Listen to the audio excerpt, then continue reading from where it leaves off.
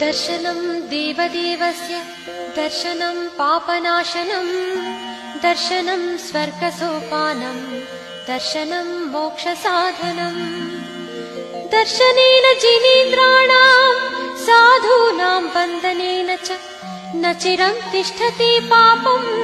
छिद्रहस्ते यथोदकम् वीतरागमुखं दृष्ट्वा